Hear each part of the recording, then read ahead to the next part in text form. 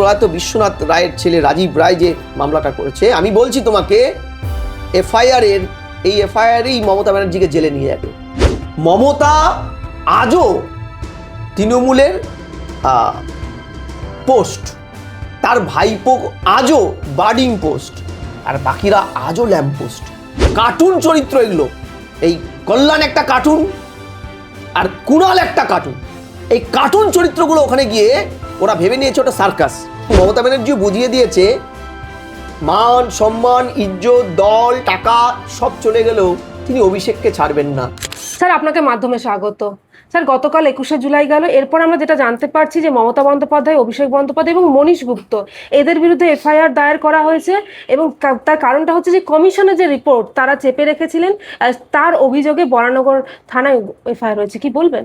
দেখো, এই সম্পূর্ণ ক্রেডিট 34 বছরের একটি অন্যায়, যে অন্যায় কিছু নিরপরাধ মানুষকে ভুল বুঝিয়ে সেদিন মহাকরণ অভিযানের নাম করে নিজের রাজনৈতিক কেরিয়ারকে সুদৃঢ় করার যে ম্যানুস্ক্রিপ্টটা তৈরি করেছিল তৎকালীন কংগ্রেস নেত্রী মমতা বন্দ্যোপাধ্যায়, যিনি ভোটে হেরে গিয়েছিলেন 1992 সালে সোমেন মিত্রর সাথে রাজ্য সভাপতির নির্বাচনে।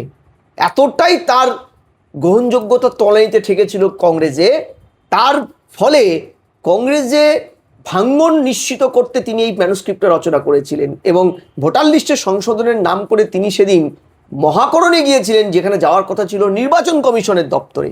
দ্বিতীয়, সেই মপটায় তিনি সশস্ত্র বাহিনী নিয়ে ঢুকে গেছিলেন। তৃতীয়, সেই মপটার কোনো লিগ্যাল পারমিশন, এমনকি তার দল কংগ্রেসের সর্বোচ্চ নেতৃত্ব রাজ্য সভাপতি সোমেন মিত্ররও কিন্তু তার কনসার্ন ছিল, তিনি রাজ্যেই ছিলেন না। তার কনসার্ন ছাড়া শৃঙ্খলাকে বুড়ো আঙ্গুল দেখিয়ে তিনি সেই নিরপরাধ মানুষগুলোকে নিয়ে গেছিলেন, যেখানে 13 জন গুলিতে নিহত হয়েছিল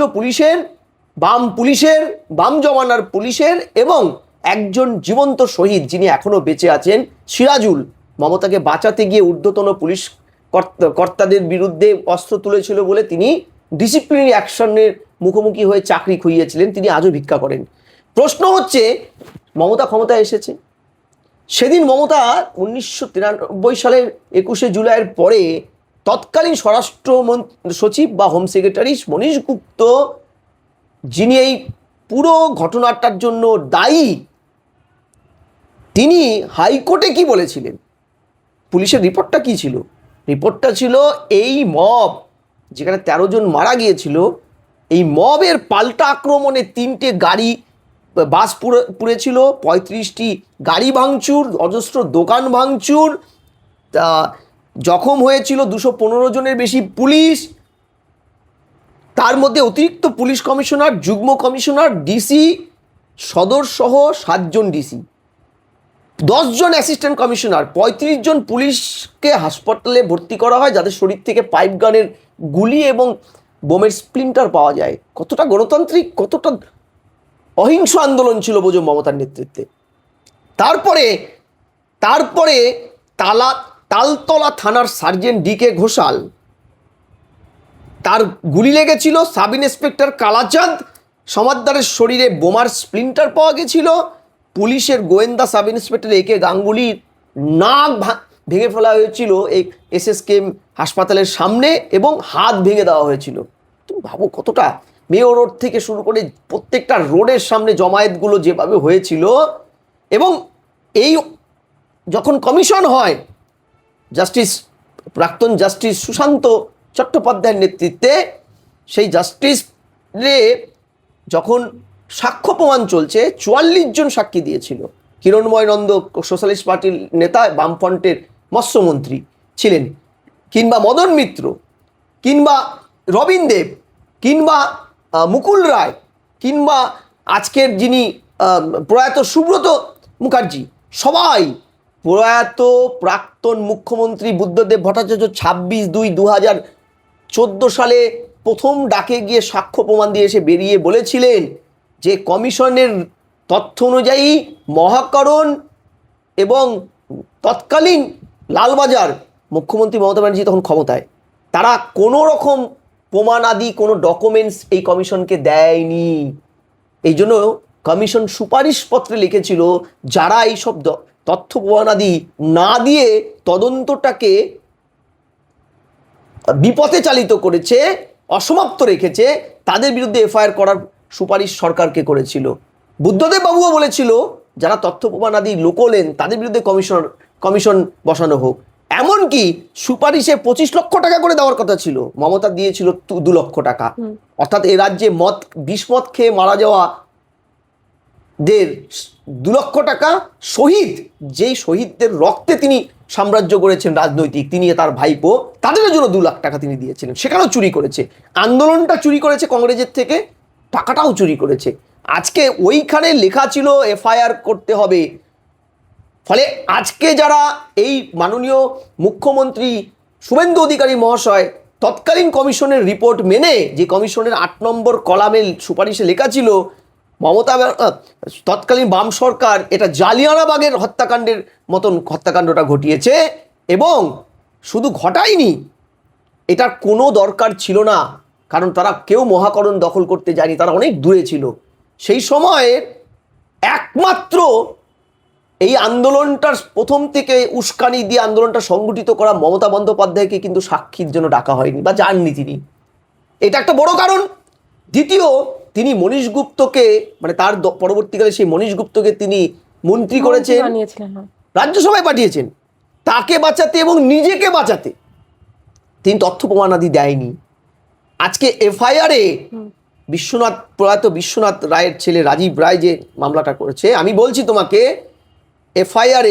এই এফআইআরেই মমতা ব্যানার্জিকে জেলে নিয়ে যাবে, উনি বেঁচে পারবেন না, কারণ পুরো কনস্পিরেসিটা টোটালটা মমতা ব্যানার্জির মস্তিষ্কপ্রসূত। তিনি কংগ্রেসকে ভেঙে রাতারাতি জনপ্রিয়তা তৈরি করতে চেয়ে, যেহেতু তার 1 বছর আগে তিনি ভোটে হেরে গেছেন, কয়েক মাস আগে ভোটে হেরে গেছেন, ঠিক আছে, এই হেন মমতা বন্দ্যোপাধ্যায় তার রাজনৈতিক অ্যাম্বিশন তৈরি করার জন্য এটা করেছেন, এবং পরবর্তীকালে নিজেকে বাঁচাতে উইলিংফুললি পুরো সাপ্রেস করেছেন, উইলিংলি লুকিয়েছেন।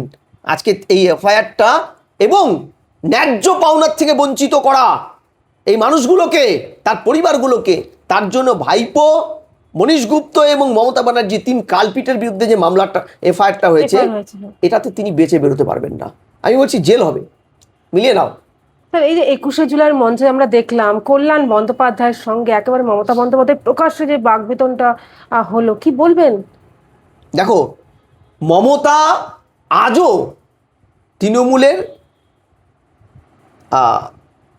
পোস্ট, তার ভাইপো আজও বার্ডিং পোস্ট, আর বাকিরা আজও ল্যাম্প পোস্ট। যে কল্যাণ বুক চিরে, রামভক্ত হনুমানের মতন বুক চিরে মমতা ব্যানার্জিকে হৃদয়ে রেখে আজও লড়ে যাচ্ছে। কাল শুভেন্দু অধিকারীকে তিনি মুখ্যমন্ত্রীকেও পর্যন্ত ছেড়ে কথা বলেননি, যার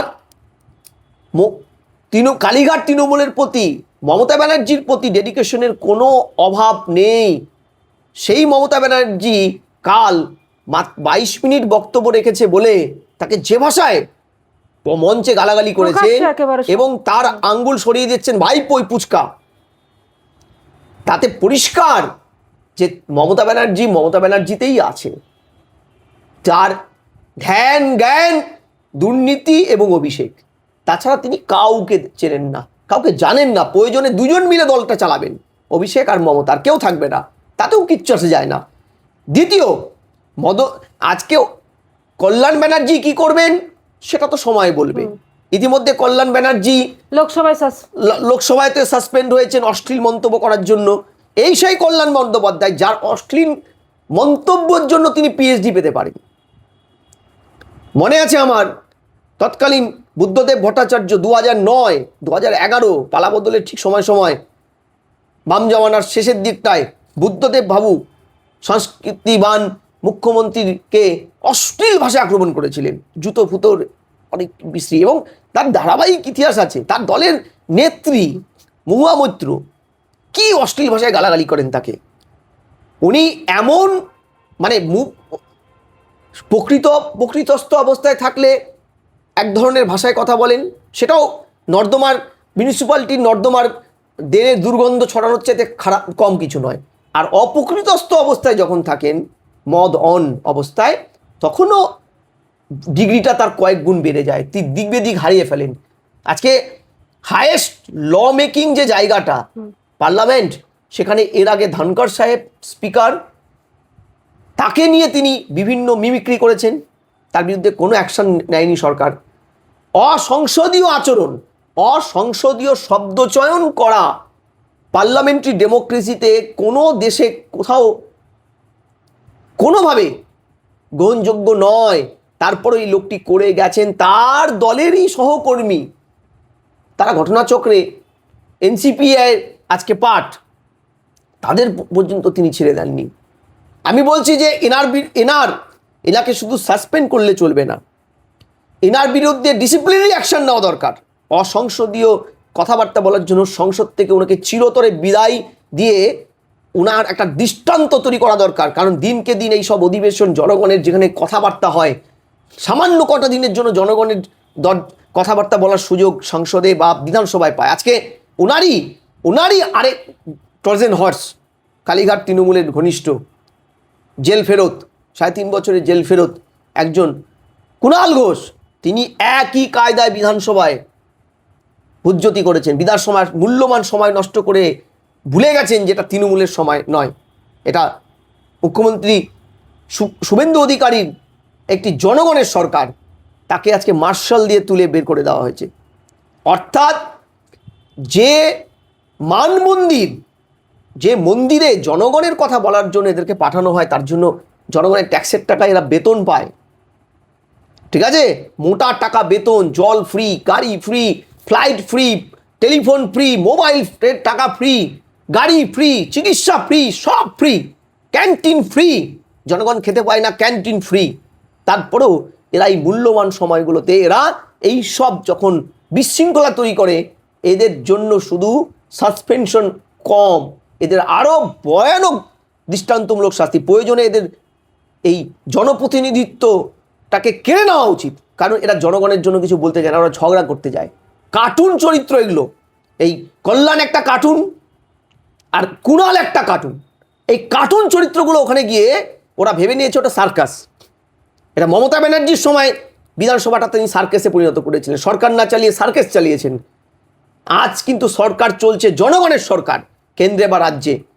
ফলে এখানে ন্যূনতম শালীনতার যদি অভাব সহকর্মীদের প্রতি, ওই মানমন্দিরের প্রতি, জনগণের প্রতি, জনগণের ভোটের প্রতি কেউ না দেখান, তার শাস্তি কি হতে পারে তার উল্লেখযোগ্য উদাহরণ দিল্লিতে কল্যাণের হয়েছে, কলকাতার বঙ্গের বিধানসভাতে কুণালের হয়েছে। আর কটা যদি এই ধরনের পথ অনুসরণ করে, যে কটা কালীঘাটের এই কার্টুন চরিত্রগুলো আছে, মিস্টার বিম চরিত্র, এগুলোরও তাই হবে, আস্থা করে গিয়ে পড়বে। স্যার আপনাকে শেষ প্রশ্ন, এই যে কল্যাণ বন্দ্যোপাধ্যায়ের সাথে আমরা দেখতে পাচ্ছি বাকবিতণ্ডা হওয়া বা তার যে মনোমালিন্য, যেখানে কল্যাণ বন্দ্যোপাধ্যায় বলছেন যে অভিষেক করলে মুশকিল, সেখানে কি আপনার মনে হয় যে, বা এই যে লোকসভায় সাসপেন্ড হয়ে গেলেন, উনি ভোটাভুটিতেও থাকবেন না, কোথাও কি কল্যাণ বন্দ্যোপাধ্যায়ের রাস্তা খুলে গেল বা অন্য কোথাও যাওয়ার এবার তৈরি হয়ে গেল বলে আপনার? এবার একটা দ্বিতীয় অ্যাসপেক্ট দেখো, কালকে বেশ কিছুদিন ধরে অভিষেকের প্রশ্নে কল্যাণের সাথে কিন্তু একটা ট্র্যাসেল চলছে কালীঘাটের, এবং মমতা ব্যানার্জিও বুঝিয়ে দিয়েছে মান সম্মান ইজ্জত দল টাকা সব চলে গেলেও তিনি অভিষেককে ছাড়বেন না। অর্থাৎ অভিষেকের ঔদ্ধত্য, অভিষেকের সীমাহীন দুর্নীতি তিনি প্রশ্রয় দিলেন অন্ধ ধৃতরাষ্ট্রের মতন করে। এখন ভুবন, অভিষেক তো আর ভুবন নয়, আর অভিষেককে আমরা ফাঁসির মঞ্চেও তুলতে পারিনি, তাই ভুবনের পিসিকে তিনি কামড়ে বুঝিয়ে দেননি যে ভুবনের পিসি ভুল করছেন। ফলে পিসিমণিকেও কেউ বোঝাতে পারেনি, আর যারা বোঝাতে গেছে তাদের দলের কি অবস্থা হবে কল্যাণ বুঝে গেছেন। এবং যারা যারা দল ছেড়ে পালিয়েছেন, সুখেন্দ্র শেখর রায়টাই এদের স্টেটমেন্টগুলো দেখো। বিপর্যয়ের পরে কালীঘাটের যে বৈঠক হয়েছিল, সেখানেও অভিষেকের জন্য দাঁড়াতে হয়েছিল সবাইকে, সিনিয়র মোস্টদের। ফলে এহেন একটি দল, যে দলে অভিষেকময়, দুর্নীতিগ্রস্ত অভিষেক ছাড়া কাউকে দেখে না, মমতার একটি সন্তান, বাকি সব হচ্ছে সৎ সন্তান, যে দলের পলিসি, সেই দলে কল্যাণ যে থাকতে পারবে না, কল্যাণ কিন্তু বুঝে গেছে। ফলে কল্যাণ কি ট্যাক্টফুলি এই ধরনের অসংসদীয় আচরণ, যেটা ওনার ক্যারেক্টারেই আছে, সেটা উনি করলেন, এই প্লটটা তৈরি করলেন যাতে তাকে তাড়িয়ে দেওয়া হয়, যাতে কালীঘাটের তৃণমূলের হয়ে তাকে ব্যাটেন ধরতে না হয়। কারণ সবেদন নীলমণি একজনই তো আছেন কালীঘাটের কালীঘাটের তৃণমূলের রিপ্রেজেন্টেটিভ। তিনি ওখানে গিয়ে মানে ওই কি ওই আমাবস্যার পোলতের মতন তিনি জ্বলছেন। ফলে তিনি কি বকলমে মমতা ব্যানার্জির কাছে পরোক্ষভাবে বার্তা দিলেন যে তুমি আমাকে অব্যাহতি না দিলেও আমি কিন্তু হাত গুটিয়ে নিলাম, আমার ভালো হলো। এই শাস্তি সাপে বর হলো কল্যাণের।